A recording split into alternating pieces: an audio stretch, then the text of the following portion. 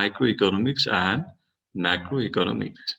So here we already discussed about this subject matter of economics on the basis of definition, on the basis of economic activities, and on the basis of thinking. So on the basis of definition, classical, neoclassical, and modern definition, three definition we have: wealth definition, welfare definition, and scarcity definition. Similarly, based on economic activities, we have several subject matter of economics like production, consumption, exchange, distribution, and public finance. So these are the basic economic activities. Uh, uh, except these economic activities, we have other some economic activities like saving, investments, um, trade, interest rates, price level, so many other economic activities that are performed within an economy or outside of the economy as well. So, on the basis of these economic activities, we can also categorize these economic activities into two parts. Based on thinking, we have two other uh, subject matter of economics. They are microeconomics and macroeconomics. So, today's topic is relates with this microeconomics and microeconomics. And अब यो जस्तो subject म्याटरहरू जुन छ नि यो economic एक्टिभिटिजहरूको टपिकहरू जुन production consumption exchange distribution लगायतको यस्तो फाइनेन्स लगायतको यस्तो सेभरल टपिक्सहरू अथवा चाहिँ सेभरल इकोनोमिक एक्टिभिटिजहरू हुन्छ यसलाई हामीले दुईटा वेमा क्याटेगोराइज गर्न सक्छौँ एउटा स्मल इन्डिभिजुअल युनिट्सको रूपमा हामीले स्टडी गरेर माइक्रो इकोनोमिक्स भन्छौँ अनि त्यसलाई एग्रिगेट रूपमा हामीले स्टडी गर्यो भने त्यही इकोनोमिक एक्टिभिटिजलाई म्याक्रो इकोनोमिक्स भन्छ सो अब हामी यो माइक्रो र म्याक्रो भनेको के हो यसको सब्जेक्ट एरियाहरू अनि इम्पोर्टेन्सेसहरू त्यसको बारेमा डिस्कसन गर्छौँ so now micro economics and macro economics Economists develop economic principles and models at two levels है त्यो हाम्रो जति पनि अहिले इकोनोमिक्स भित्र बनेका प्रिन्सिपल मोडलहरू छ त्यसलाई दुईटा लेभलमा हामी क्याटेगोराइज गर्न सक्छौँ this two levels are the branches of economics यसलाई हामी इकोनोमिक्सको दुईटा मेजर ब्रान्चको रूपमा बुझ्न सक्छौँ micro economics and macro economics भन्ने गरिन्छ so economic activities like demand and supply similarly employment price level so यो हाम्रो इकोनोमिक एक्टिभिटिज हो अब यसलाई हामीले दुईटा तरिकाबाट एनालाइसिस गर्न सक्छौँ एउटा स्मल इन्डिभिजुअल युनिट्सको रूपमा हामी यसलाई स्टडी गर्न सक्छौँ अर्को भनेको एग्रिगेट वेबाट जस्तो डिमान्ड एन्ड सप्लाईको केसमा supply and demand in the market any particular market any small market कुनै एउटा पर्टिकुलर एरियामा रहेको स्मल मार्केटमा कन्ज्युमरले गर्ने सप्लाई र डिमान्डको बारेमा स्टडी गर्ने भनेको हाम्रो माइक्रो इकोनोमिक्स भयो है माइक्रो इकोनोमिक्स माइक्रो स्मल लेभलमा स्टडी गरिन्छ र त्यही कुराहरू हामीले चाहिँ एग्रिगेट डिमान्ड एन्ड एग्रिगेट सप्लाईको रूपमा हामीले टोटल डिमान्ड टोटल सप्लाई अथवा चाहिँ नेसनल डिमान्ड नेसनल सप्लाई भनौँ हैन त्यो हाम्रो एउटा नेसनल लेभलमा अथवा ग्लोबल लेभलमा पनि हामी स्टडी गर्न सक्छौँ डिमान्ड र सप्लाई र त्यो चाहिँ सब्जेक्ट म्याटर के त म्याक्रो इकोनोमिक्सको हुन्छ यो टपिक इकोनोमिक एक्टिभिटिज यो नै हो तर यसलाई हामीले माइक्रो लेभलमा हेर्ने कि म्याक्रो लेभलमा हेर्ने त्यो बेसमा हाम्रो सब्जेक्ट म्याटरहरू यो माइक्रो इकोनोमिक्स र म्याक्रो इकोनोमिक्सको फरक पर्न आउँछ अब इम्प्लोइमेन्टको कुरा गर्ने हो भने जस्तो workers decision employment in an industry हैन कुनै एउटा पर्टिकुलर वर्करले लेबरले उसको इम्प्लोइमेन्टसँग रिलेटेड उसको डिसिजनहरू के हुन्छ कति वेज रेटमा उसले काम गर्छ उसले काम गर्न चाहँदैन कति टाइम उसले काम गर्छ त्यो वर्करको डिसिजनको बारेमा हामीले स्टडी गर्ने अथवा चाहिँ कुनै एउटा पर्टिकुलर इन्डस्ट्री छ सपोज कुनै एउटा पर्टिकुलर एरियामा रहेको पर्टिकुलर इन्डस्ट्रीमा कति मानिसहरू इम्प्लोइड छन् हैन त्यहाँको इम्प्लोइमेन्ट रेट के छ भनेर हामीले एउटा स्मल एरिया अथवा स्मल इन्डस्ट्रीहरुमा फर्म अर्गनाइजेसनमा हामीले इम्प्लोइमेन्टको बारेमा स्टडी गर्यो भने that is the subject matter of what micro economics हो on the other hand national employment and unemployment so हामीले भन्ने गरेको इम्प्लोइमेन्ट अनइम्प्लोइमेन्ट जुन भन्छौँ नि हामी त्यो नेसनल फिगरको हामी कुरा गरिरहेको हुन्छ सिम्पली हैन नेसनल इम्प्लोइमेन्ट अथवा नेसनल अनइम्प्लोइमेन्ट भनेर भनिन्न तर इम्प्लोइमेन्ट एन्ड अनइम्प्लोइमेन्ट भनेर इनफ्याक्ट हामी जुन भनिरहेको हुन्छौँ त्यो हामी नेसनल लेभलको कुरा गरिरहेको हुन्छ सो त्यो नेसनल लेभलमा जाने बित्तिकै that is the subject matter of what macro economics similarly अर्को चाहिँ प्राइस कुनै एउटा प्राइस पर्टिकुलर प्रोडक्टको प्राइस अफ ए प्रोडक्ट है अब यसमा हामीले क्लोथ आइटम भन्ने हैन भेजिटेबल आइटम्स हामी अन एन एभरेजमा हेर्दैनौँ कुनै एउटा भेजिटेबलको हैन पोटेटो टोमेटो कुनै एउटा भेजिटेबल आइटम्सको लिन्छौँ अथवा कुनै एउटा पर्टिकुलर क्लोथ आइटमको लिन्छौँ सुज हैन प्यान्ट्स भनेर हामी कुनै पर्टिकुलर आइटमको कुनै पर्टिकुलर एरियामा त्यसको प्राइस कति छ भनेर हामीले स्टडी गर्यो भने that is the micro level study है माइक्रो लेभलमा हामीले स्टडी गर्यो अब म्याक्रो लेभलमा के हुन्छ त प्राइस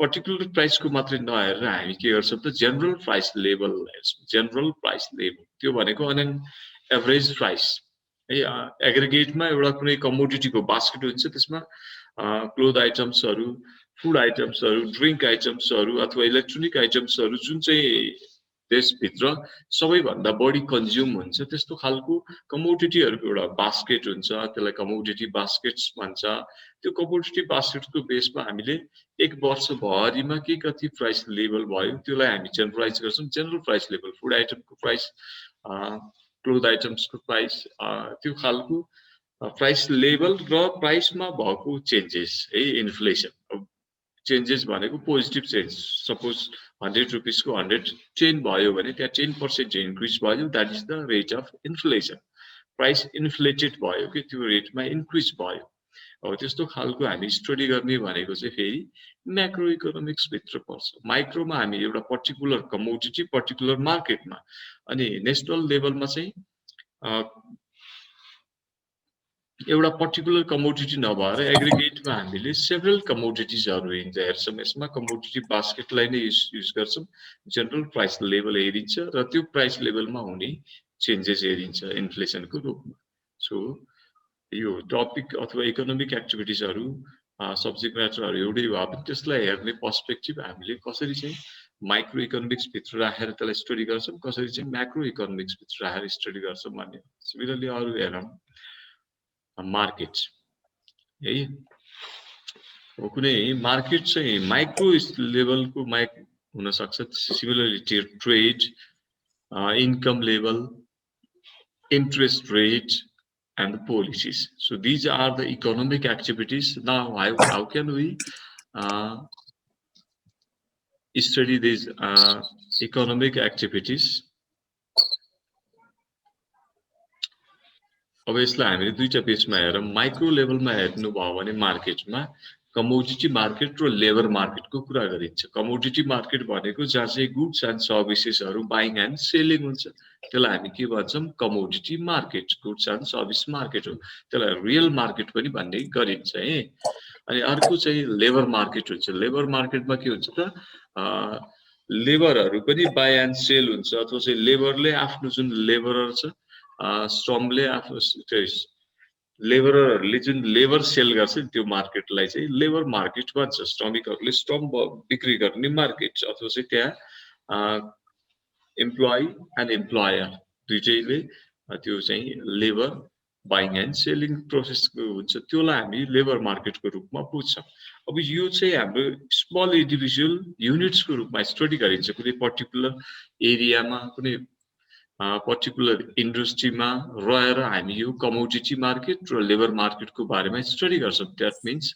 माइक्रो लेभल स्टडी अब फाइनेन्सियल मार्केट मिन्स जुन बैंक एन्ड फाइनेन्सियल सिस्टमहरू छ insurance company commercial bank development bank हैन सिमिलरली माइक्रो फाइनान्स कम्पनी हैन अनि त्यसैगरी यो चाहिँ सेभिङ एन्ड क्रेडिट कोअपरेटिभ्सहरू छन् हैन यो खालको फाइनेन्सियल जुन चाहिँ मनीसँग रिलेटेड रहेर ट्रान्ज्याक्सन गर्छन्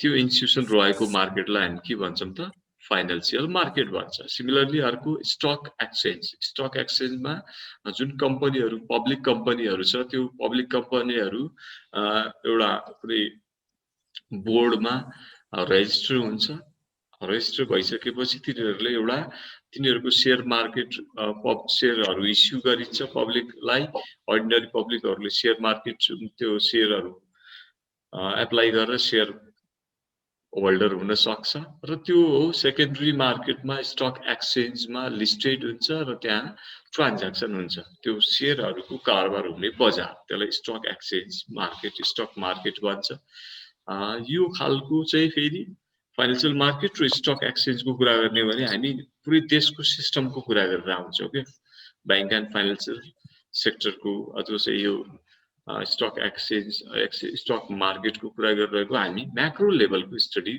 म्याक्रो लेभलको कुरा गरिरहेको हुन्छ त्यो खालको अनि ट्रेडको कुरा गर्नुहुन्छ भने जस्तो डोमेस्टिक ट्रेड हाम्रो कुनै पर्टिकुलर एरिया मार्केटमा हुने ट्रेड चाहिँ त्यो डोमेस्टिक ट्रेडलाई हामी माइक्रो इकोनोमिक्सको सब्जेक्ट म्याटरको रूपमा स्टडी गर्छौँ है अनि इन्टरनेसनल ट्रेडको कुरा गरिरहेछौँ जस्तो इम्पोर्ट एक्सपोर्टको कुरा गरिरहेछौँ भने त्यो चाहिँ फेरि के त म्याक्रो लेभलको सब्जेक्ट म्याटर भयो है म्याक्रो लेभलको स्टडी भयो अनि सिमिलरली अब इन्कमको कुरा गर्दाखेरि कुनै फर्म्सले जेनेरेट गरेको प्रफिट हाउसहोल्डले जेनेरेट गरेको इन्कम होइन पर्टिकुलर स्मल इन्डिभिजुअल युनिटको इन्कम प्रफिटलाई हामी माइक्रो इकोनोमिक्स भित्र राखेर हेर्छौँ है तर अब नेसनल इन्कम अथवा चाहिँ ग्रस डोमेस्टिक प्रोडक्ट कुनै एउटा देशको बाउन्ड्री भित्र डोमेस्टिकल्ली प्रोड्युस भएको गुड्स एन्ड सर्भिसेसको मनी भ्याल्यु त्यसलाई हामी जीडीपी भनेर भन्ने गर्छौँ त्यो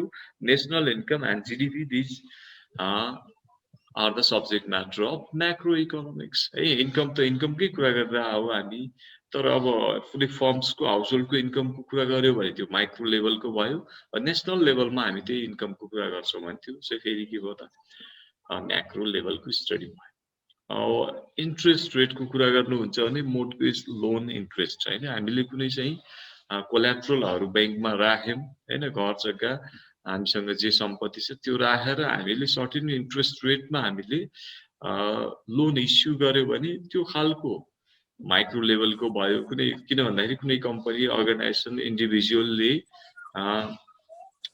को लागि त्यो एउटा पर्टिकुलर इन्ट्रेस्ट रेट हुन सक्छ व्यक्ति पछि इन्ट्रेस्ट रेट यस्तो खालको मोर्टगेज लोन इन्ट्रेस्ट चाहिँ फरक हुन सक्छ यो हाम्रो माइक्रो लेभलको सब्जेक्ट म्याटर भयो अब जनरल इन्ट्रेस्ट रेट भनेको अब यो चाहिँ हामी जनरलाइज गर्ने अन एन एभरेजमा निकाल्ने हैन नेपालको अहिलेको बैंक रेट बैंकहरूले प्रोवाइड गर्ने सबै बैंकको त एउटै इन्ट्रेस्ट रेट छैन हैन कमर्सियल बैंकहरुमा पनि अब नेभल बैंकको एउटा खालको इन्ट्रेस्ट रेट छ ग्लोबल आइएमए को फरक छ हैन तपाई नेपाल बैंक लिमिटेड को कुरा गर्नुहुन्छ भने फरक छ एग्रिकल्चरल डेभलपमेन्टको अलि फरक होला केही न केही थोरै धेरै चेन्ज फरक छ तलमाथि फेरि बैंक र फाइनान्शियल इन्स्टिट्युसनहरु जो बाँकी कोअपरेटिभ्सहरु माइक्रो फाइनान्सहरु यिनीहरुको इन्ट्रेस्ट रेटमा पनि केही न केही चेन्ज हुन्छ तर हामीले अन एभरेजमा सबैको इन्ट्रेस्ट रेट निकाल्यौं भने त्यसलाई जनरल इन्ट्रेस्ट रेट भन्छ हामी नेशनल लेभलमा अथवा म्याक्रो इकोनोमिक्समा जनरल इन्ट्रेस्ट रेटको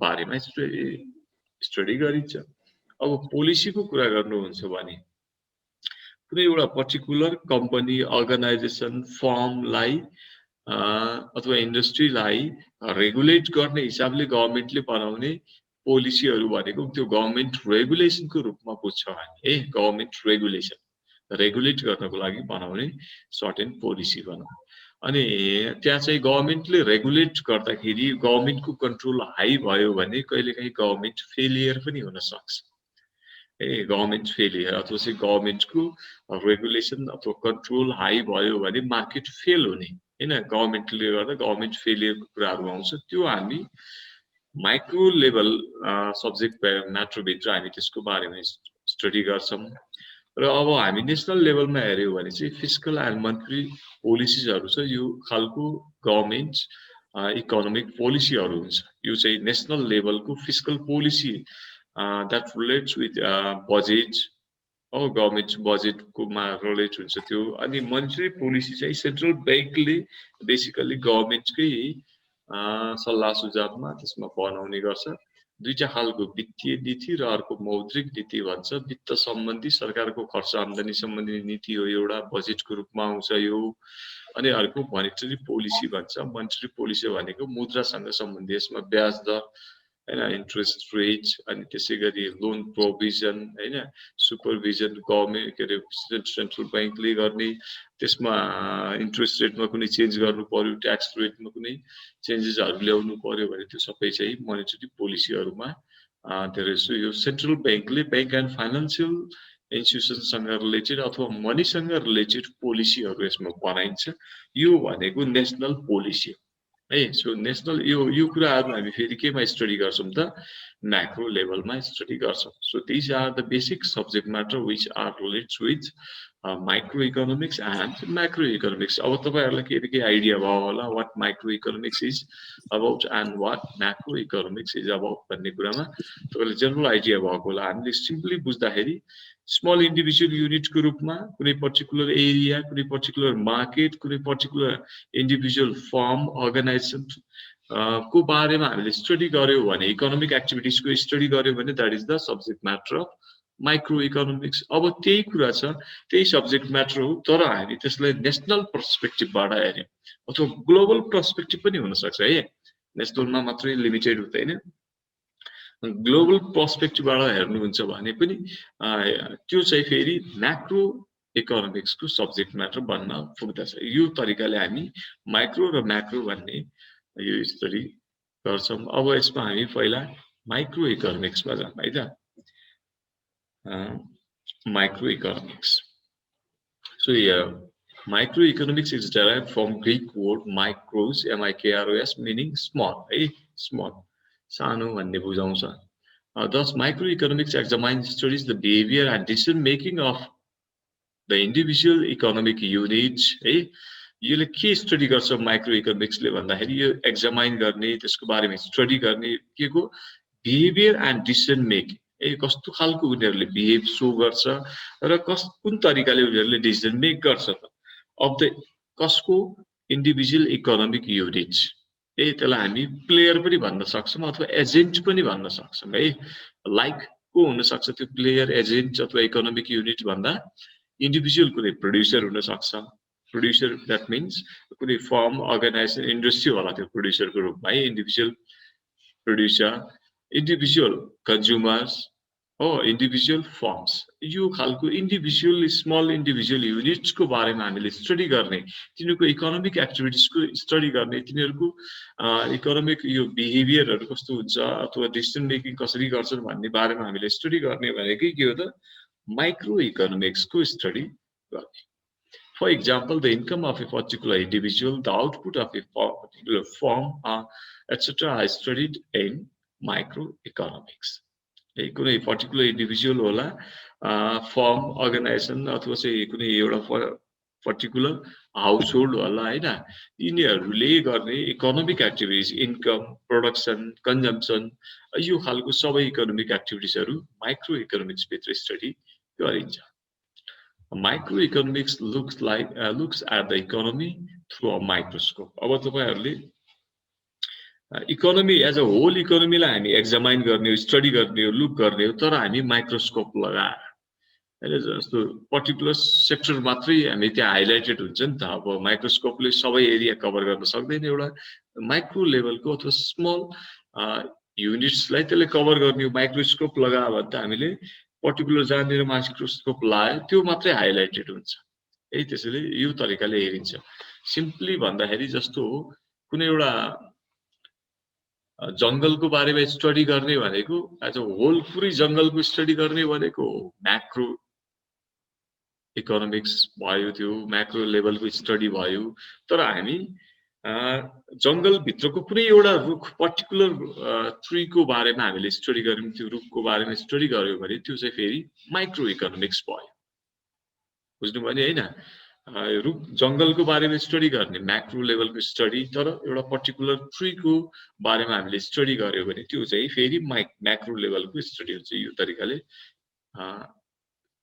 हेर्छौं इकोनोमिक एक्टिभिटीजलाई it examines a part of the whole economy को कुनै एउटा पार्टको मात्रै हामी स्टडी एनालाइसिस गर्यौं भने त्यसलाई माइक्रो लेभलको स्टडी भन्छ अब जस्तो यसमा एउटा डेफिनेसन छ A. Baldwin has rightly said that microeconomics is the study of particular firms, particular households, uh, individual prices, wages, income, individual industry. अब हामी इन्डिभिजुअल कुरा गर्दैछौँ है पर्टिकुलर इन्डिभिजुअल युनिट्सको बारेमा त्यो फर्म हुनसक्छ अर्गनाइजेसन हुनसक्छ हाउसहोल्ड हुनसक्छ अब एक्टिभिटिजकै कुरा गर्नुहुन्छ भने प्राइस हो त्यो वेज हो इन्कम हो त्यसको बारेमा हामीले स्टडी गर्ने भनेकै के त माइक्रो इकोनोमिक्सको स्टडी गर्ने भने अनि similarly prices are considered at the core of micro economics अब यसमा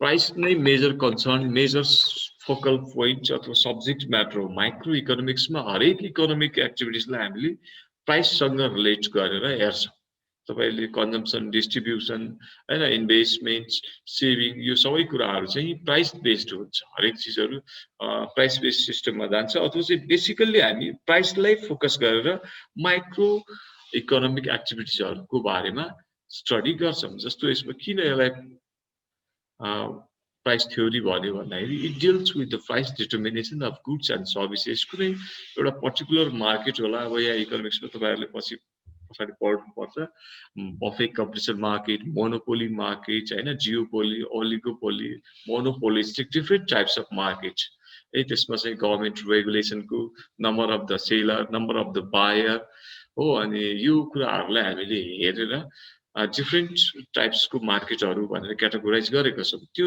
डिफ्रेन्ट टाइप्सको मार्केटमा कसरी गुड्स एन्ड सर्भिसेसको प्राइस डिटर्माइन हुन्छ होइन कहिलेकाहीँ अब मोनोपोली पावर भएको ठाउँमा मोनोपोलिस्टले त्यो सेलरले आफै प्राइस डिटर्माइन गर्न सक्छ बफे कम्पिटिसनमा मार्केटमा चाहिँ demand and supply the price mechanism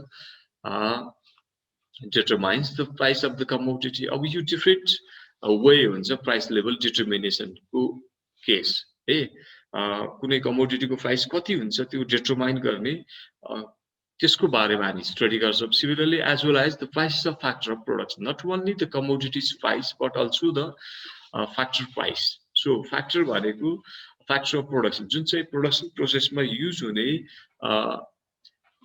फ्याक्टर्सहरू छ त्यसलाई हामीले फ्याक्टर्स अफ प्रोडक्सनको रूपमा लिन्छौँ जस्तो प्रोडक्सन गर्दाखेरि के चाहिन्छ लेबर चाहिन्छ ल्यान्ड चाहिन्छ क्यापिटल चाहिन्छ अर्गनाइजेसन चाहिन्छ र मेटल्स यो सबै कुराहरू फ्याक्टर एन्ड नन फ्याक्टरहरू युज हुन्छ सो तिनीहरूको प्राइस कसरी डिटर्माइन हुन्छ त त्यसको बारेमा पनि स्टडी गर्ने है माइक्रो इकोनोमिक्सभित्र सो यसलाई हामीले के रूपमा बुझ्छौँ thus it is also known as price theory of economics. त्यही भएर यसलाई प्राइस थ्योरी भनेर भन्छ micro economics is the price theory है इनफ्याक्ट किनभने प्राइस ओरिएन्टेड भएर प्राइसलाई सेन्ट्रलाइज गरेर प्राइसमा बेस्ड भएर यसले हरेक इकोनोमिक एक्टिभिटिजको बारेमा स्टडी गर्छ specially price determination of commodities and the price determination of the factor of production यो दुईटा कुरालाई बेसिकल्ली फोकस गर्ने भएकोले माइक्रो इकोनोमिक्सलाई के पनि भनियो त प्राइस थ्योरी भन्यो ए अब यो भन्दा फर्दर अगाडि most of the part of the Marshallian economics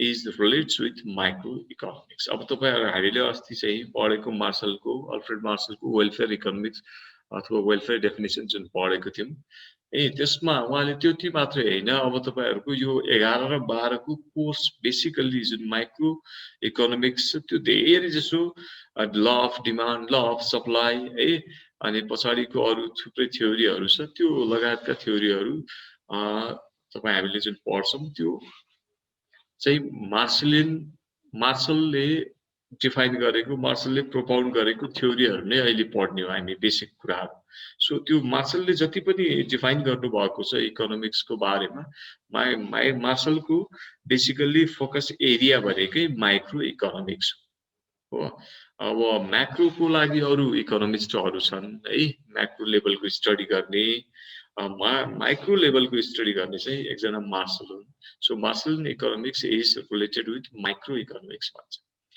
अब योभन्दा फर्दर अगाडि micro economics is a partial equilibrium analysis भन्छ अब यसमा दुईटा खालको इक्विलिब्रियम एनालाइसिस छ पार्शियल र अर्को जेनरल इक्विलिब्रियम भन्छ पार्शियल इक्विलिब्रियम भने के हो त partial equilibrium analysis as it generally analyzes the behavior of individual economic units, keeping other things constant.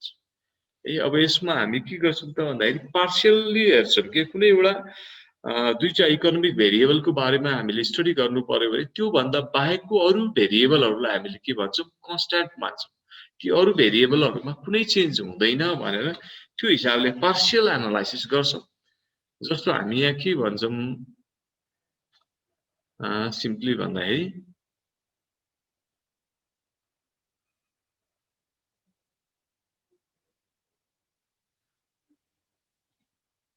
जस्तो when price of the commodity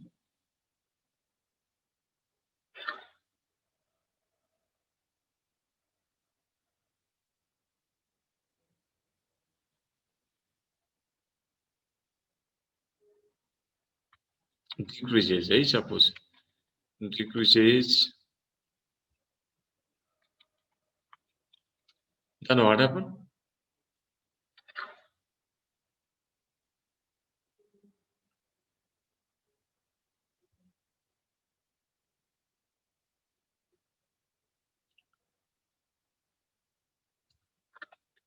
Quantity demand for that commodity increases. A simple.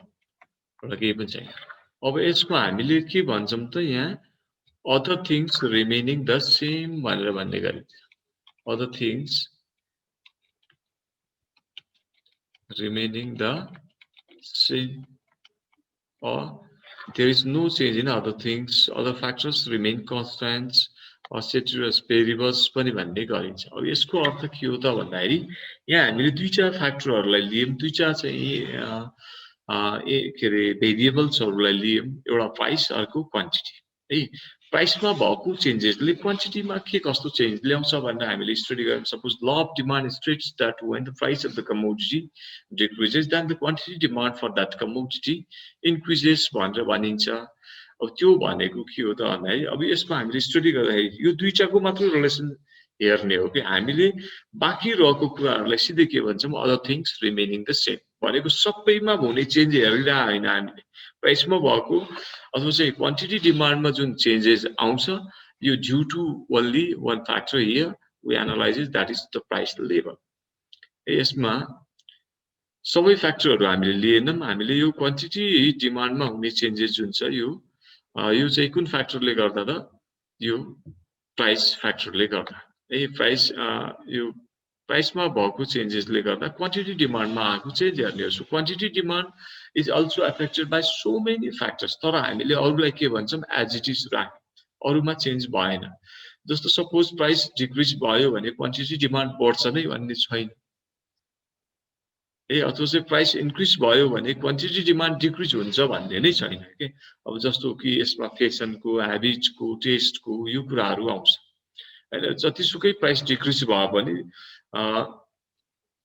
त्यो ठाउँमा चाहिँ alcohol consumption गर्ने मान्छे छैन अल्कोहलको price जतिसुकै decrease भयो भने मान्छेले किन कन्ज्युम गर्छ त कन्ज्युम नै गर्दैन भने डिमान्ड बढ्ने कुरै हुँदैन यो खालको कन्डिसनहरु हुन सक्छ त्यसमा कस्टम यो नर्म्स भ्याल्युज रुल्स हाम्रो यो पर्टिकुलर फेसन भनम अथवा चाहिँ income level of the consumer भनम हैन कारको मूल्य घटेको छ भने सपोज 20 लाखको कार अहिले 18 लाख भएको छ अरे लकडाउनको कारणले सपोज मानम भने अब प्राइसको कारको प्राइस घट्यो भन्दैमा कारको डिमान्ड बढ्छ नै भन्ने छैन नि किन भन्दाखेरि त्यसको लागि त इन्कम पनि चाहियो सबै नेपालीको इन्कम लेभल कार किन्ने हैसियतमा त पुग्नु पर्यो नि 20 लाख अथवा 18 लाख अफोर्ड गर्न सक्ने खालको प्रत्येक नर्मल इन्डिभिजुअलहरु भयो भने न त्यो चाहिँ डिमान्ड बढ्ने त्यसैले प्राइसले मात्र डिमान्डलाई एफेक्ट गर्दैन so many other factors that also effects the quantity demand but here what we assume other things remaining the same भनिदिएको छ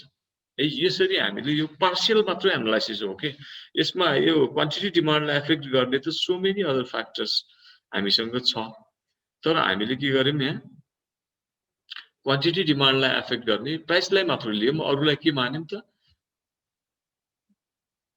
अरुलाई हामीले सेम भन्यौं सो पार्शियल मात्र एनालाइसिस भयो के यो जनरल भएन नि सबैको एनालाइसिस एकैचोटी आएन पार्शियल दुईटा फ्याक्टरलाई मात्र लिएर हामीले एनालाइसिस गर्यौं बाकीलाई हामीले कन्स्टेन्ट मान्यौं दैट्स व्हाई माइक्रो इकोनोमिक्स यो तरिकाले स्टडी हुन्छ। यो त हामीले एउटा प्राय ल अफ डिमान्डको मात्रै कुरा गऱ्यौँ, ल अफ सप्लाई हैन, थ्योरी अफ प्रोडक्सनहरु छ, थ्योरी अफ कन्ज्युमर बिहेभियर्सहरु छ, फ्याक्टर प्राइसिङको कुराहरु छ। त्यो सबै ठाउँमा हामीले स्टडी गर्दाखेरि दुईटा भेरिएबल्सहरुलाई मात्रै बेसिकली कन्सिडर गर्छौं र बाँकी भेरिएबलहरुलाई हामीले के मान्छौं, एज इट इज मान्छौं। त्यो खालको पार्शियली हामी एनालाइसिस गर्छौं। That's why micro economics consider as the what?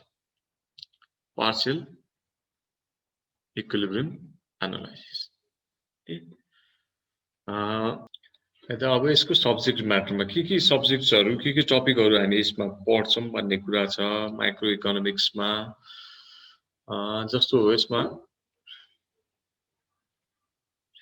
Theory of product pricing भन्ने छ। प्रोडक्टको प्राइसिङ कसरी हुन्छ, यो थ्योरी अफ प्रोडक्ट प्राइसिङको बारेमा हामी यहाँ स्टडी गर्छौं। जस्तो कुनै गुड्स एन्ड सर्भिसेस छ, अब चाहिँ कुनै प्रोड्युसरले प्रोड्युस गरेको कमोडिटिजहरु छ, त्यसको प्राइस कसरी डिटरमाइन हुन्छ हैन। त्यो मार्केट स्ट्रक्चर बेसमा त्यो डिफरेन्ट मार्केट स्ट्रक्चरहरु हुन सक्छ। Monopoly markets, perfect competition markets, monopoly, जियोपोली, ओलिगोपोली हैन, यो खालको सेभरल मार्केट स्ट्रक्चर हुन्छ। त्यो सेभरल मार्केट स्ट्रक्चरहरुमा चाहिँ डिफरेन्ट एप्रोचेसहरु छ। त्यो थ्योरीहरु हामी यहाँ इकोनोमिक्समा पढ्छौं। त्यसमा एमआरएमसी एप्रोच, टीआरटीसी एप्रोच लगायतका यस्ता different normal profit situation, abnormal profit situation है, अनि त्यसपछि लस सिचुएसन, यो डिफरेन्ट सिचुएसनहरुमा सँग रिलेटेड केही थ्योरीहरु छ प्रोडक्ट कमोडिटीहरुको प्राइसिङ सँग रिलेटेड, त्यसको बारेमा हामी यहाँ स्टडी गर्छौं एउटा। अर्को next theory of factor pricing है, product goods and service produce गर्नको लागि युज भएको जुन फ्याक्टर छ नि, factor of production, land, labour, capital and organisation, these are the major factor of production which are used to produce goods and services. So यो फ्याक्टरहरुको price कति हुने भन्ने कुरा डिटरमाइन, जस्तो कि ल्यान्डको रेन्ट कति हुने त हैन, लेबर इन्भल्भ भएको छ, लेबर युज गरेको छौं भने लेबरको वेज कति हुने, क्यापिटल युज भएको छ भने क्यापिटलको इन्ट्रेस्ट कति पे गर्ने, सिमिलरली अर्गनाइजेसन इन्भल्भ भएको छ भने अर्गनाइजेसनले तपाईको प्रॉफिट कति लिने, यो कुराहरु हुन्छ। यो फ्याक्टर अफ प्रोडक्सन जुन चाहिँ युज भएको छ तिनीहरुको प्राइस कति हुने, त्योसँग रिलेटेड सेभरल थ्योरीजहरु छ, क्लासिकल थ्योरी अनि सिमिलरली मोडर्न थ्योरीहरु छ। त्यसको बारेमा हामी यहाँ स्टडी गर्छौं, थ्योरी अफ फ्याक्टर प्राइसिङ। अब अर्को सब्जेक्ट म्याटर भनेको रिसोर्स एलोकेसन। बेसिकली हामीले जुन यो स्कार्सिटी एन्ड चोइस डेफिनेसन पढेको थियौं, तपाईहरुले पढ्नु भएको छ, limited resources and unlimited desire, that means we need to allocate resources properly.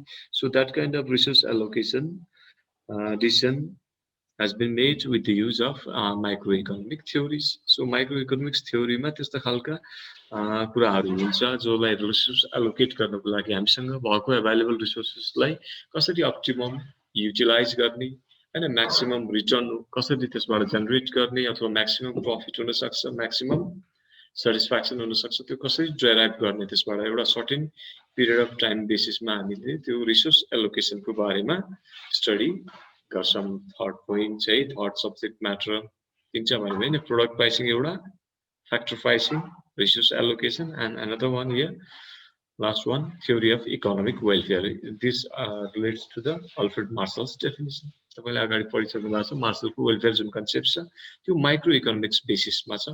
कुनै सोसाइटीको welfare, section of the people हैन, कन्ज्युमर, प्रोड्युसर, एन्टरप्रेन्योर जो पनि हुन सक्छ, उनीहरुले कसरी म्याक्सिमम रिटर्न जेनेरेट गर्ने त, म्याक्सिमम वेलफेयर कसरी जेनेरेट गर्ने, योसँग रिलेटेड वेलफेयर कन्सेप्टसँग रिलेटेड सेभरल थ्योरीजहरु छ हैन, जुन हामी माइक्रो इकोनोमिक्स भित्र रहेर स्टडी गर्छौं। तपाईको मेजर यो चारवटा भयो, फ्याक्टर प्राइसिङको बारेमा, प्रोडक्ट प्राइसिङको बारेमा, रिसोर्स एलोकेसनको बारेमा र रिसोर्स एलोकेसनबाट जेनेरेट हुने जुन इकोनोमिक वेलफेयर छ त्यो कन्सेप्टको बारेमा हामी यहाँ स्टडी गर्छौं। So these are the major subject matter of micro economics.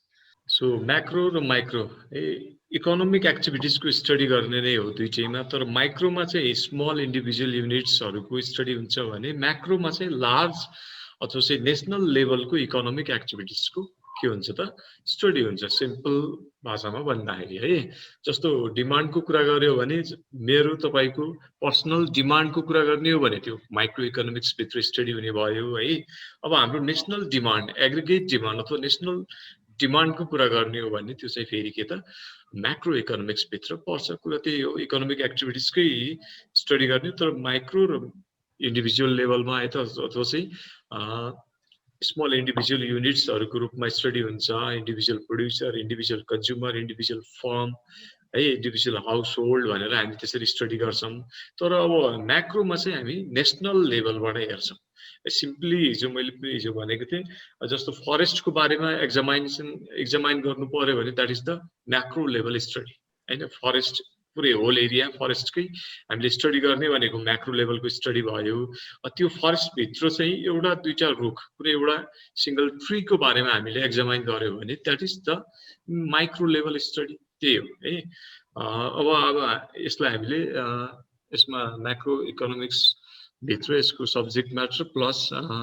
इम्पोर्टेन्सेस भनेर छ त्यो हामी हेर्छौँ है त अब यो म्याक्रो इकोनोमिक्स जस्तो टर्मिनोलोजीको कुरा गर्ने भने यो टर्मिनोलोजी म्याक्रो इकोनोमिक्स चाहिँ ग्रीक वर्ड म्याक्रोसबाट आएको हैन macros that means the large ठुलो अनि thus macro economics examines the behaviour of the whole economy at once है पुरै यो एउटा इकोनोमिक सिस्टमको तपाईँ नेसनल लेभलको पनि हुन सक्छ त्यो इन्टरनेसनल अथवा ग्लोबल लेभलको पनि हुन सक्छ जस्तो कि सार्क एसियन कन्ट्रीको इकोनोमिक सिस्टमको बारेमा हैन अब एसियन कन्टिनेन्टको इकोनोमिक सिस्टमको बारेमा अथवा चाहिँ होल वर्ल्डको ग्लोबल्ली इकोनोमिक सिस्टमको बारेमा हामीले स्टडी गर्न सक्छौँ यो के छ म्याक्रो लेभलको स्टडी भयो त्यो जस्तो in other words macro economics is focused on the overall structure overall पुरै overall structure and performance of the national or global economy हुन्छ नेसनल लेभलमा पनि हुन सक्छ अथवा ग्लोबल्ली पनि हामी यसको एनालाइसिस गर्छौँ जस्तो कोभिड-19 को पेन्डेमिकको कारणले गर्दा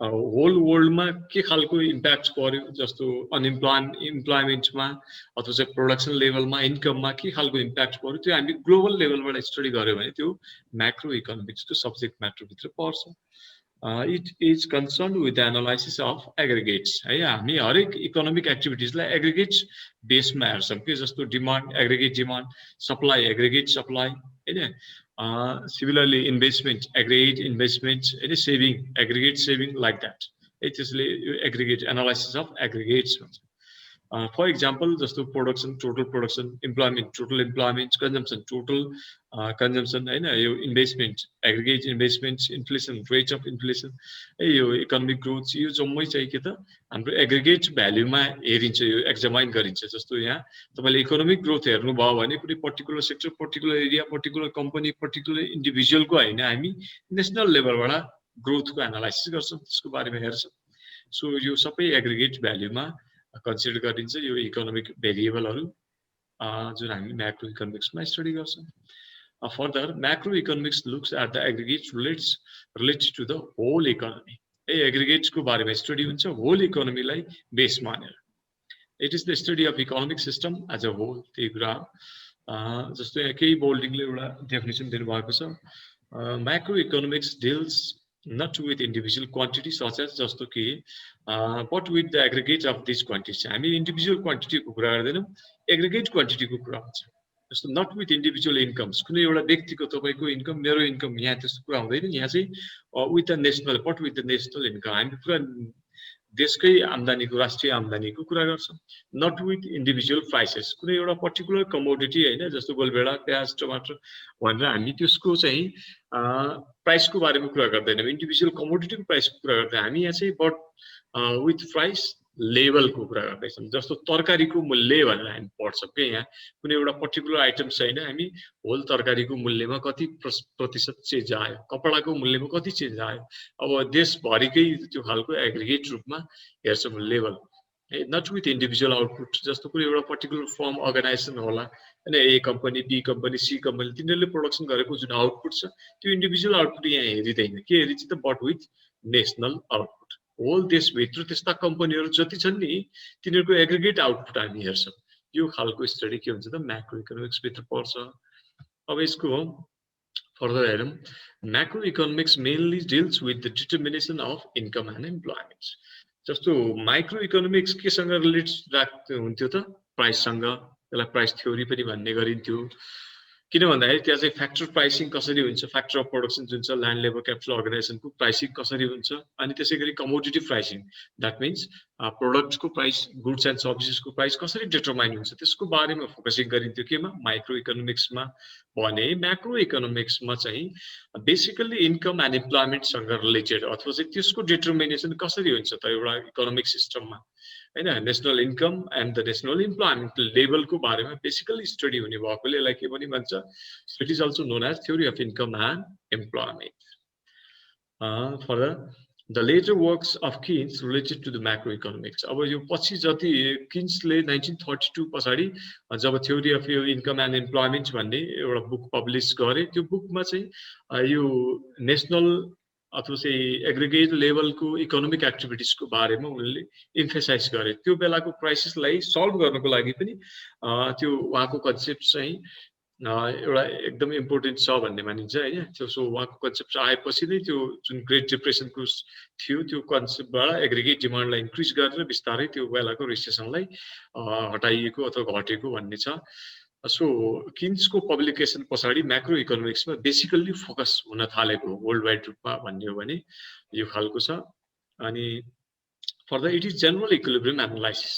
अगाडि हामीले के भनेको थियौँ, पार्शियल इक्विलिब्रियम एनालाइसिस भनेको थियो केमा, माइक्रो इकोनोमिक्समा। तर यो चाहिँ जनरल इक्विलिब्रियम एनालाइसिस। किनभने पार्शियल इक्विलिब्रियम एनालाइसिसमा के गर्थ्यौँ त, हामी कुनै एउटा पार्टको मात्रै, कुनै एउटा इन्डिभिजुअल युनिट्सको मात्रै इक्विलिब्रियम कन्डिसनको बारेमा स्टडी गर्थ्यौँ भने यहाँ एज अ होल जनरल हामी त यहाँ देशकै कुरा गर्दैछौँ भने पुरै आउने भयो नि त। अब यहाँ जस्तो प्रोडक्ट मार्केट मात्रै होइन, फ्याक्टर मार्केट, मनी मार्केट, यी सेभरल मार्केट्सहरूको एकैचोटि इक्विलिब्रियम, जनरल इक्विलिब्रियम स्टडी गर्छौँ as it studies the interdependence of market commodity, interdependence of market, जस्तो कि कमोडिटी मार्केट हुनसक्छ, गुड्स एन्ड सर्भिसको मार्केट, लेबर मार्केट हुनसक्छ, यो फ्याक्टर मार्केट भन्छ। अनि त्यसै गरी बन्ड मार्केट, गभर्मेन्टले इस्यु गर्ने बन्डहरूको मार्केट, अनि मनी मार्केट भन्छ, यो चाहिँ सर्ट टर्म सेक्युरिटिजहरूको सेल पर्चेज हुने मार्केट, जो चाहिँ कमर्सियल ब्याङ्कहरूले इस्यु गर्छ, cheque draft, letter of credit, bill of exchange लगायतका यस्ता इन्स्ट्रुमेन्ट्सहरू हुन्छ, त्यो सेलिङ हुने मार्केट। यस्तो डिफ्रेन्ट टाइप्सको मार्केटहरूको इन्टरडिपेन्डेन्सेसको यहाँ इक्विलिब्रियम सिचुएसन हेरिन्छ।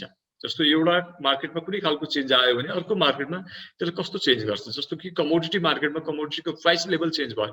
सपोज लेबर मार्केट भनौँ हैन, लेबर मार्केटमा लेबरको वेज इन्क्रिज भयो भने त्यसले अभियसली कमोडिटीको प्राइसलाई बढाउँछ। सो लेबरको वेजमा भएको चेन्जेसले कमोडिटीमा चेन्ज आउँछ, कमोडिटी मार्केटमा कमोडिटीको प्राइसमा चेन्ज आउँछ।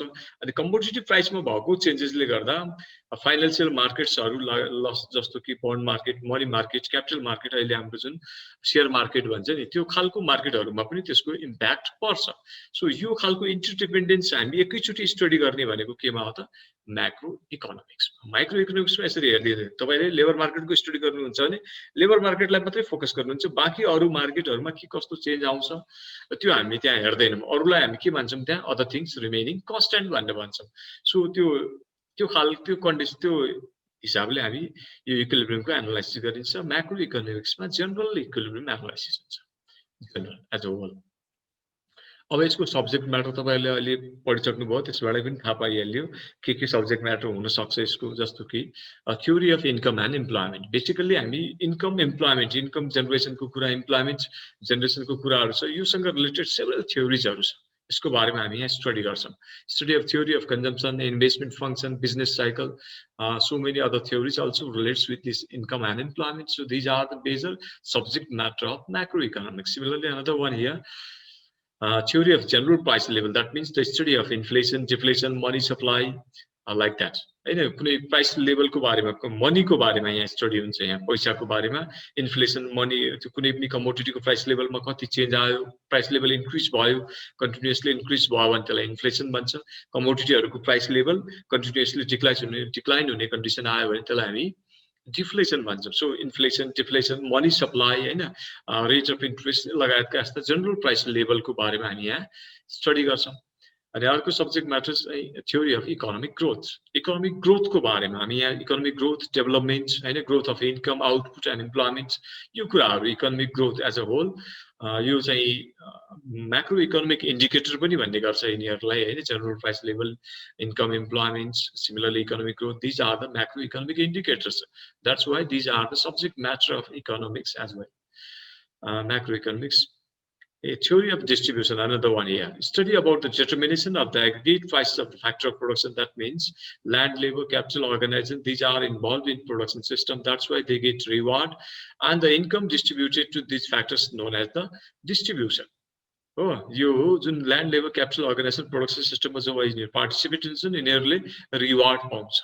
In a landले range, laborले wage, capitalले interest, organizationले profit generate गर्छ. So तिनीहरुमा भन्न खोजेको अर्थ प्रोडक्सन भयो मार्केटमा कमोडिटीले मार्केटमा सेल गरियो त्यसबाट जुन आउँछ जुन पैसा त्यो इन्कमलाई डिस्ट्रिब्युट गर्नुपर्छ जले जले फ्याक्ट्री प्रोडक्सन सिस्टममा कन्ट्रिब्युट गरेको तिनीहरुमै डिस्ट्रिब्युट हुन्छ. अब कसैले धेरै पाउने कसैले थोरै पाउने त्यो डिस्ट्रिब्युसन प्याटर्नमा फरक हुने कुरा भयो हैन, डिस्ट्रिब्युसन सिस्टममा फरक हुने कुरा भयो. नभए सबैले केही न केही रिवार्डको रूपमा पाउँछ. त्यसलाई हामी थ्योरी अफ डिस्ट्रिब्युसन भन्छ जुन हाम्रो यो म्याक्रो इकोनोमिक्समा पढ्छ. कन्जम्पसन प्रोडक्सन कहाँ पढिन्छ माइक्रो इकोनोमिक्स भित्र पढिन्छ भने डिस्ट्रिब्युसनको कुरा चाहिँ फेरि हामी म्याक्रो इकोनोमिक्स भित्र पढ्छौं. त्यो relative share in the national income हैन. अब जुन हाम्रो नेशनल इन्कम जुन जेनेरेट हुन्छ त्यो जेनेरेट इन्कममा अब हरेक फ्याक्टरहरुले केही न केही शेयर लिन्छ. तिनीहरुको रिलेटिभ शेयरको बारेमा हामी थ्योरी अफ डिस्ट्रिब्युसन भित्र पढ्छौं. So these are the major macroeconomics subject matter of macroeconomics. Now next, importance. Why macroeconomics is important to study and किन यसको अध्ययन हुन्छ के को लागि यो इम्पोर्टेन्ट छ भन्ने कुरा यसमा जस्तो formulation of macroeconomic policies. Macroeconomic policy, that means the national policy relates with the economic activities हैन. यो इकोनोमिक पोलिसी नै हो तर यो नेशनल लेभलको है कुनै एउटा पर्टिकुलर फर्म अर्गनाइजेसनको लागि बनाएको रुल्स रेगुलेसन हैन है. हामी यहाँ पोलिसीको कुरा गर्दैछौँ जुन चाहिँ नेशनल लेभलसँग रिलेटेड छ. जस्तो यसमा थुप्रै पोलिसीहरु छ. पपुलेसन अफ जस्तो प्राइस पोलिसीको बारेमा हैन, गभर्नमेन्टले प्राइस चाहिँ कतिसम्म बढ्न दिने कति बढ्न नदिने हैन, त्यो इम्पोर्ट एक्सपोर्टमा लगाउने त्यो ट्याक्स हुन्छ, ट्याक्स पोलिसीहरु बनाउँछ. सिमिलरली ट्रेड गर्ने हैन, ट्रेड इम्पोर्ट एक्सपोर्टसँग रिलेटेड पोलिसीहरु हुन्छ. एग्रिगेट इन्भेस्टमेन्ट पोलिसी, यसमा फरेन डाइरेक्ट इन्भेस्टमेन्ट पनि होला. कुन कन्ट्रीले कुन कन्ट्रीमा लगानी गर्न पाउने नपाउने, नेपालले विदेशमा विदेशीले नेपालमा कति लगानी गर्न पाउने, कुन सेक्टरमा लगानी गर्न पाउने, त्यस्तो खालको इन्भेस्टमेन्ट पोलिसी हुन्छ. सिमिलरली मनिटरी पोलिसी, मनीसँग related money supply, interest rate हो, त्यसैगरी यो बैंक रेट भन्छ, स्प्रेड रेट, यो खालको monetary policy, simply money related policy. These are required for rapid and smooth economic development of a nation. So without this kind of macroeconomic policy, rapid and economic development or the balanced development is not possible. So smooth development garauनको लागि हैन, rapidly smoothly है बिस्तारै बढाउँदै त्यो चाहिँ policy त चाहिन्छ. राम्रो पोलिसी भयो भने, पोलिसीले गाइडलाइन दिने हो, पोलिसीले गाइडलाइन दियो भने अब त्यो इकोनोमिक एक्टिभिटीजहरु पनि त्यसलाई पोलिसीलाई नै फलो गरेर अगाडि बढ्ने. अब कुनै इन्भेस्टमेन्ट गर्नको लागि विदेशीहरुले नेपालमा इन्भेस्टमेन्ट गर्यो हैन, भोलिको दिनमा उनीहरुले चाहिँ सबै आफ्नो रेमिट्यान्सको रूपमा सबै पैसा लग्यो भने त नेपालमा गाह्रो हुन्छ. सो कति इन्भेस्टमेन्ट गर्न पाउने, इन्भेस्टमेन्ट गरिसकेको कति पर्सेन्ट रिटर्न प्रत्येक वर्ष त्यो कुन हिसाबले लान पाउने, त्यो खालको सबै म्याक्रो लेभलको पोलिसीहरु बनाउनु पर्छ.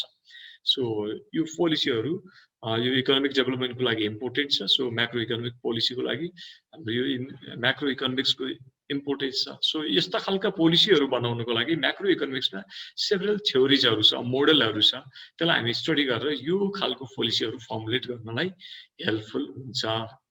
अब अर्को next, solving various social problems like economic problems. So many economic problems nowadays we are facing, like unemployment, poverty, inequality. These are the major serious problem of any society. तपाईं हेर्नुस् युएस मा पनि छ यो खालको प्रब्लम होला. त्यहाँ अनएम्प्लॉयमेन्ट rate कम होला, पोभर्टी मान्छेहरु छैन, सबै चाहिँ बेसिक निड्सहरु फुलफिल गर्ने कन्डिसनमा छ, तर त्यहाँ पनि इनइक्वालिटी छ हैन. एप्स नटको बीचमा ग्याप छ युएस मा पनि. कोही चाहिँ बिलियनियर टप लिस्टिङमा पर्छ, कोही चाहिँ नर्मल लिभिङ स्ट्यान्डर्ड, अब उनीहरुसँग सम्पत्ति केही पनि नभएको त्यस्ता मान्छेहरु पनि थुप्रै छन् त्यहाँ पनि हैन. अब यो रिजनल इम्ब्यालेन्स, कुनै सिटीहरु एकदम डेभलप भएको, कुनै एरियाहरु डेभलप नै नभएको, यो खालको रिजनल इम्ब्यालेन्सेसहरु छ हैन. सो यिनीहरुको बारेमा स्टडी गर्न हैन, यिनीहरुको नेसेसरी एरेन्जमेन्ट गर्न, यस्ता खालका प्रब्लमहरुलाई सल्भ गर्नको लागि पनि म्याक्रो इकोनोमिक्सले टुल्स, थ्योरीज, मोडलहरु प्रोवाइड गर्छ. So to solve this kind of social problem we need to study about what macro economics. Second one. And now the third one here, measurement of national income. अर्को भनेको national income measure गर्नको लागि हैन यो national income is considered as the macro economic indicators कुनै country develop छ छैन त्यो मेजर गर्नको लागि एउटा इन्डिकेटरको रूपमा नेशनल इन्कमलाई लिइन्छ तपाईले हेर्नुहुन्छ भने एसडीआई हुन्छ नि तपाईले पढ्नु भयो होला ह्युमन डेभलपमेन्ट इन्डेक्स त्यसमा तीनटाको एउटाहरु हुन्छ एउटा एजुकेसनको अर्को चाहिँ लाइफ एक्सपेक्टेन्सीको अर्को चाहिँ इन्कमको कुरा आउँछ पर क्यापिटा इन्कमको सो त्यहाँ चाहिँ त्यो तीनटा इन्डिकेटर मेजर मानिन्छ एउटा इकोनोमिक इन्डिकेटर हो अरु नन इकोनोमिक जस्तो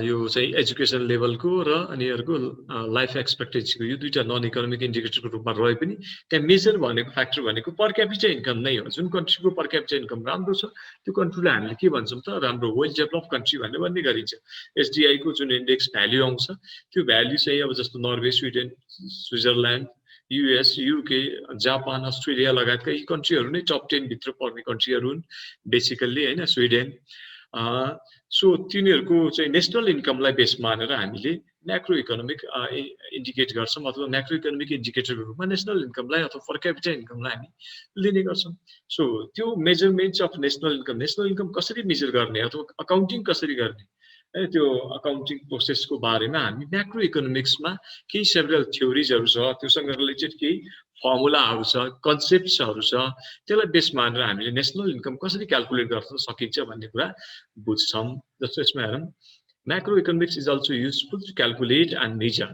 the value of national income annually हैन जस्तो नेशनल इन्कम चाहिँ बेसिकली एनुअल बेसिसमा के हुन्छ त मेजर गरिन्छ एनुअल यसको कम्प्युटेसन अथवा कम्पाउन्डिङ हुन्छ it is also necessary to make analysis on components of national income as well as GDP, GNP for capita income of a nation. GDP means gross domestic product, GNP means gross national product. जस्तो एउटा domestic territory भित्र नेपाल भित्र कति कमाई भयो GDP हो हैन कति प्रोडक्सन भयो कति मनी भ्याल्यु बराबरको प्रोडक्सन भयो जीडीपी अनि जीएनपी भनेको ग्रोस नेशनल प्रोडक्ट अब एउटा कुनै कन्ट्रीको नेशनल्सले अथवा चाहिँ नेशनालिटी सँग जोडिन्छ यो भनेको सिटिजनले कुनै नेपालीले कति कमाए भन्ने कुरा कति आम्दानी गरे कति बराबरको प्रोडक्सन गरे भन्ने कुरा चाहिँ फेरि जीएनपी मा क्याल्कुलेट हुन्छ यो खालको GDP GNP NNP NI PI GI PCI भन्ने यो खालको कन्सेप्ट्सहरु छ त्यो क्याल्कुलेट गर्ने प्रोसेसहरु छ त्यसको क्याल्कुलेट गर्ने तरिकाहरु फर्मुलाहरु छ त्यो सबै हामी यहाँ म्याक्रो इकोनोमिक्समा स्टडी गर्छौं थर्ड वान है measurements of national income now next another one here economic and monetary stability So to develop for the economic development of any nation or the sustained or continuous smooth development of any nation really depends upon the stability situation. For that, economic and monetary stability is essential.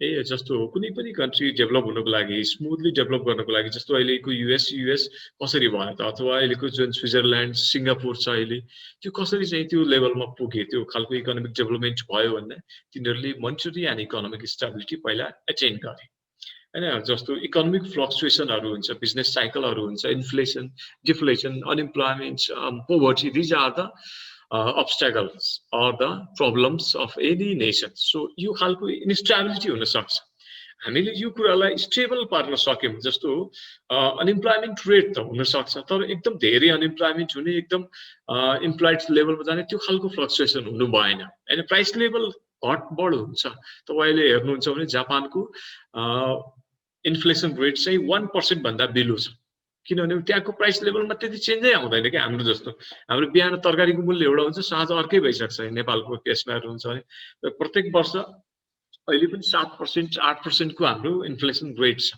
6-7 जति data देखाएको छ डेटाले चाहिँ तर हामीले consume गर्ने कमोडिटीहरु तपाईहरुले पोहोर साल किनेको सामान 100 मा किनेको सामान अहिले 100 मा पाउनुहुन्न कुनै पनि चीज त्यसको 110 120 कुनै 100 को 200 पनि भइसकेको होला त्यस्तो हालको सिचुएसन छ त्यो भनेको प्राइस इन्स्टेबिलिटी भन्छ के त्यसलाई प्राइसमा हुने मूल्यमा भएको अस्थिरता त्यो खालको भयो भने पनि कहिले पनि इकोनोमिक ग्रोथ हुन सक्दैन अथवा चाहिँ बिजनेस ग्रो हुने इन्भेस्टमेन्ट फस्टर हुने यो खालको सिचुएसन आउँदैन सो त्यसको लागि पहिलो शर्त भनेको के हो त स्टेबिलिटी हो यो इकोनोमिक स्टेबिलिटी चाहिन्छ सो त्यसको बारेमा हामीले बुझ्नको लागि जान्नको लागि कसरी स्टेबिलिटी एटेन गर्ने मेन्टेन गर्ने हैन त्यो खालको हामी सबै म्याक्रो इकोनोमिक्स भित्र स्टडी गर्छौं जस्तो यहाँ भन्छ a nation should establish smooth economic relationships and the price stability for its sustainable development. Sustainable development लागि यो अपरिहार्य कुरा हो, essential कुरा हो. Macroeconomics helps to formulate such economic and monetary policy.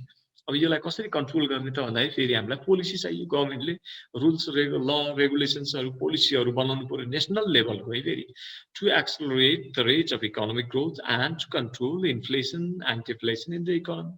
Simply भन्दाखेरि इन्फ्लेसन डिफ्लेसनलाई कन्ट्रोल गर्ने हो. बिजनेस साइकल जुन छ त्यो फ्लक्चुएसनमा लाई स्मुथ पार्ने हो हैन. अनि यो जुन इकोनोमिक ग्रोथ रेट छ यसलाई एक्सेलरेट गर्ने.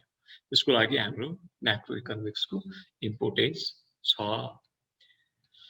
ल यो चाहिँ भयो म्याक्रो इकोनोमिक्सको बारेमा. अब तपाईले म्याक्रो इकोनोमिक्स र माइक्रो इकोनोमिक्स दुवै पढ्नु भयो नि त. अब हामी यसलाई कन्क्लुडिङ रिमार्क्सको रूपमा यसको बीचमा डिफरेन्सेस जे हामीले पढिसकेका छौं, सबै पोइन्ट्सहरु हामीले आइसकेका छ, त्यसैलाई हामीले खाली दुईटा पार्टमा क्याटेगोराइज मात्रै गर्दिन्छौं. डिफरेन्स यसको सेभरल बेसिसहरु छ, तपाईहरुले नोट पाउनु भएको छ, त्यो नोटमा पनि छ. मैले तपाईहरुलाई त्यो नोटमा भएको पोइन्टहरुलाई खाली डिस्क्राइब मात्रै गर्छु सिम्पली. जस्तो यसमा हेरौं.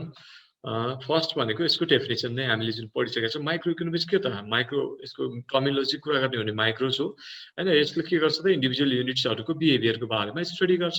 म्याक्रो इकोनोमिक्समा टर्मिनोलोजी म्याक्रोस छ, जसको अर्थ के हुन्छ त लार्ज हुन्छ. त यसले के पढ्छ त के स्टडी गर्छ behaviour of the whole economy. यहाँ चाहिँ बिहेभियर अफ इन्डिभिजुअल युनिट्स, यसमा चाहिँ बिहेभियर अफ होल इकोनोमी. ठीक छ, यो भयो डेफिनेसन. अर्को मेजर टुल्स, कुन टुल्सहरु यहाँ युज गरिन्छ त भन्दा यहाँ demand and supply tools use गरिन्छ. त्यो फेरि पर्टिकुलर फ्याक्टर र पर्टिकुलर कमोडिटीको बारेमा. अनि जस्तो लेबरको डिमान्ड कति छ, लेबरको सप्लाई कति छ, त्यो बेसमा वेज रेट कति हुने भन्ने कुरा डिटरमाइन हुन्छ. प्राइसको डिमान्ड कति छ, प्राइसको सप्लाई कति छ, त्यो बेसमा प्राइसको गुड्सको डिमान्ड कति छ, गुड्सको सप्लाई कति छ, त्यो बेसमा त्यो गुड्सको प्राइस कति हुने भन्ने कुरा डिटरमाइन हुन्छ. हो, यहाँ हामी डिमान्ड र supply of any particular factor पनि हुन सक्छ, पर्टिकुलर कमोडिटी पनि हुन सक्छ. त्यसलाई हामीले मेजर टुल्सको रूपमा लिन्छौं. तर म्याक्रो इकोनोमिक्समा फेरि त्यही डिमान्ड त्यही सप्लाई हो हुनलाई, तर यहाँ हामी के त इन्डिभिजुअल हैन, पर्टिकुलर हैन, के हो त एग्रिगेट हो. Aggregate demand and aggregate supply of a whole economy are the main tools of macro economics. Tools त त्यही डिमान्ड र सप्लाई नै हो, तर टुल्स यहाँ हाम्रो पर्टिकुलर फ्याक्टर कमोडिटीको रूपमा लिन्छौं. यहाँ चाहिँ एग्रिगेट टोटल नेशनल लेभलकै डिमान्ड, नेशनल लेभलकै सप्लाईलाई बेस मानेर हामी म्याक्रो इकोनोमिक स्टडी गर्छौं. यो भयो second point. Now next third main focus. तपाईले माथिबाटै बुझिसक्नु भयो मेन फोकस केमा होला त यो price determination and allocation of resources. So it is called what price theory. हैन, यसले बेसिकली कुनै पनि कमोडिटीको प्राइस कति हुने, कुनै पनि फ्याक्टरहरुको प्राइस कति हुने भन्ने कुरा डिटर्मिनेसन सिस्टमको बारेमा यसले स्टडी गर्छ मेनली. अनि हामीसँग जुन अवेलेबल रिसोर्सेसहरु छ त्यसलाई कसरी एलोकेट गर्ने, कसरी चाहिँ अलॉट गर्ने, कसरी डिस्ट्रिब्युट गर्ने, कुन चाहिँ सेक्टरमा हामीले लगाउने युज गर्ने भन्ने कुराहरुको बारेमा यसले स्टडी गर्छ. सो यसलाई के भन्छ प्राइस थ्योरी पनि भन्ने गरिन्छ. म्याक्रो इकोनोमिक्समा चाहिँ यो इन्कम एन्ड एम्प्लॉयमेन्ट मा फोकस गर्छ यसले हैन, national income and national employment. त्यसैले यसलाई theory of income and employment पनि भन्ने गरिन्छ. अनि अर्को चाहिँ भ्यू. अब यो टप डाउन बटम अप दुईटा खालको हुन्छ. जस्तो माइक्रो इकोनोमिक्समा हामी के गर्छौं त इन्डिभिजुअल युनिट्सहरुको बारेमा स्टडी गरेर नेशनल लेभलको फोरकास्ट गर्छौं. That is bottom up view of the economy. है, बटम अप हामीले इन्डिभिजुअल तपाईको इन्कम मेरो इन्कमको बारेमा स्टडी गरेर नेपालीहरुको इन्कम यति छ भनेर जेनरलाइज गर्ने भने के हो, त्यो माइक्रो इकोनोमिक्स स्टडी भयो. बटम अप तलबाट माथि. अब यसमा चाहिँ टप डाउन हुन्छ. नेशनल आउटपुट हेरिन्छ, क्याल्कुलेट गरिन्छ, अनि त्यहाँ भएको पपुलेसनले डिभाइड गर्यो भने इन्डिभिजुअल आउटपुट निस्किन्छ. सो हामीले टप लेभलमा इन्फ्लेसनको बारेमा स्टडी गरेर हामीले जेनरलाइज गर्छौं. यो टप डाउन एप्रोच भयो म्याक्रो इकोनोमिक्सको स्टडी. यो चाहिँ माइक्रो भनेको bottom up view of the economy. अब यहाँ डिटर्मिनेन्ट्स अफ प्रब्लम. यहाँको मेजर प्रब्लम के हो त price is the major micro economic problem. यहाँ चाहिँ हामी बेसिकली हरेक एक्टिभिटिजहरुको एनालाइसिस गर्दा त्यहाँ प्राइसलाई बेस मान्छौं, प्राइसलाई फोकस गर्छौं. अनि प्राइस बेसमा हामीले इकोनोमिक एक्टिभिटिजहरुको बारेमा स्टडी गर्छौं. त्यसैले यसको major determinants of problem, major determining problem, त्यहाँ जे जति प्रब्लमहरु एराइज हुन्छ माइक्रो लेभलमा सबै प्राइस रिलेटेड हुन्छ. दैट्स व्हाई प्राइस थ्योरी भन्ने गरिन्छ. अनि हामीले माथि पनि भनिसक्यौं त्यही कुरा. अब यहाँ चाहिँ के होला त income is the main determinant of macro economic problem. Income and employment भन्छ. अब इन सर्टमा इन्कम भनौं, नेशनल लेभलको इन्कम. यसलाई बेसिकली फोकस गरेर हरेक इकोनोमिक एक्टिभिटिजहरुको बारेमा यहाँ म्याक्रो लेभलको इकोनोमिक एक्टिभिटिजको बारेमा स्टडी हुन्छ। यो अर्को पोइन्ट सर भयो। यता चाहिँ इन्कम अनि यता चाहिँ प्राइस त्यो अलि बुझिन। यहाँ माथि जुन छ नि प्राइस जस्तो यहाँ प्राइस भनेको फ्याक्टर प्राइसको कुरा गरेको, कमोडिटीको प्राइस लेभल कसरी डिटरमाइन हुन्छ हैन, फ्याक्टरहरु भनेको ल्यान्ड लेभल क्यापिटल अर्गनाइजेसन यिनीहरुको प्राइस हैन, वेज इन्ट्रेस्ट प्रॉफिट रेन्ट कसरी डिटरमाइन हुन्छ भन्ने हेर्छौं। सो यसलाई प्राइस रिलेटेड भयो। हरेक हामीले एक्टिभिटिजहरुको डिमान्ड सप्लाई अनि तपाईहरुको कन्ज्युमर बिहेभियर कन्जम्पसन त्यसबाट पाउने ह्याप्पीनेस हैन, थ्योरी अफ प्रोडक्सन मार्केट यो सबै कुराहरु चाहिँ केमा बेस हुन्छ त प्राइसमा बेस हुन्छ। सो प्राइसलाई एउटा मेजर इश्यूजको रूपमा मेजर प्रब्लमको रूपमा माइक्रो इकोनोमिक्सको मेजर इश्यूज अथवा प्रब्लमको रूपमा यसमा माइक्रो इकोनोमिक्समा लिन्छ भने जुन म्याक्रो इकोनोमिक्समा तपाईले पोलिसीको कुरा गर्नुभयो, इकोनोमिक ग्रोथको कुरा गर्नुभयो, इकोनोमिक डेभलपमेन्टको कुरा गर्नुभयो, इम्प्लोयमेन्टको कुरा गर्नुभयो, एग्रिगेट प्रोडक्सनको कुरा गर्नुभयो, नेशनल प्रोडक्सनको कुरा गर्नुभयो, त्यो सबैको अल्टिमेट अब्जेक्टिभ के हो त कन्सर्न भनेको इन्कम लेभल हो। त्यहाँ इन्कम जेनरेसन यसमा चाहिँ प्राइसको कुरा आउँदैन। प्राइसको कुरा आउँछ, प्राइसको कुरा आउँछ, तर यहाँ प्राइस हैन प्राइस लेभलको कुरा आउँछ म्याक्रोमा। प्राइस हैन प्राइस लेभल जनरल प्राइस लेभलको कुरा आउँछ। तर जनरल प्राइस लेभल भए पनि म्याक्रो इकोनोमिक्सको मेजर अब्जेक्टिभ अथवा चाहिँ मेजर इश्यूज मेजर प्रब्लम नै इन्कम हो कि। सबै हरेक एक्टिभिटिजलाई हामीले इन्कम ओरिएन्टेड बनाएर स्टडी गर्छौं। केमा म्याक्रो इकोनोमिक्समा। माइक्रो इकोनोमिक्समा चाहिँ हामी प्राइस ओरिएन्टेड बनाएर हेर्छौं। कमोडिटीको प्राइस अथवा प्रोडक्टको प्राइस फ्याक्टरको प्राइस हरेकको प्राइसलाई बेस मानेर त्यहाँ एनालाइसिस गरिन्छ। यो तरिकाले स्टडी गर्ने गरिन्छ है। यो हो यहाँ पनि हुन्छ प्राइस, यहाँ हुन्छ प्राइस, तर यहाँ जनरल प्राइस हुन्छ। इन्कम यहाँ पनि हुन्छ, तर यहाँ हामी पर्सनल इन्कमको कुरा गर्छौं, नट द नेसनल इन्कम है। यो तरिकाले स्टडी गर्ने गरिन्छ। सो यसमा चाहिँ प्राइस पर्टिकुलर कमोडिटी अथवा फ्याक्टरको प्राइसको कुरा हो। यहाँ इन्कम भनेको नेसनल इन्कमको कुरा हो। हरेक इकोनोमिक एक्टिभिटिजलाई हामी प्राइस ओरिएन्टेड बनाएर हेर्छौं। सो प्राइसलाई नै मेजर प्रब्लम इश्यूजको रूपमा लिइन्छ यहाँ माइक्रो इकोनोमिक्समा। भने म्याक्रो इकोनोमिक्समा हरेक इकोनोमिक एक्टिभिटिजको बेसिक कन्सर्न फोकस एरिया भनेको दिस वान इन्कम। सो यसलाई हाम्रो मेजर एउटा इश्यूजको रूपमा अथवा डिटरमिनेन्ट अफ प्रब्लमको रूपमा हामी यसलाई लिन्छौँ। ठिक छ, यो भयो। अब next another one here equilibrium analysis, जुन हामीले अगाडि पनि भन्यौं। माइक्रो इकोनोमिक्समा के कुन हो त equilibrium? Partial or general equilibrium? माइक्रोमा पार्शियल, यस पार्शियल इक्विलिब्रियम, मैक्रोमा जनरल yes.